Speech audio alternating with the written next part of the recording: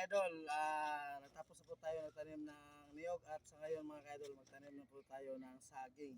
Itong saging mga ka-idol ay may variety po ito mga ka-idol. Itong saging ay salibagyo.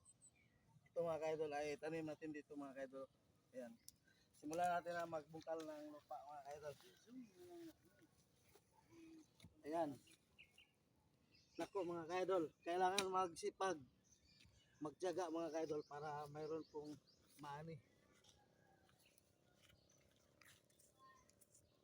Kailangan talaga mga ka-idol na magsipag po tayo mga ka-idol.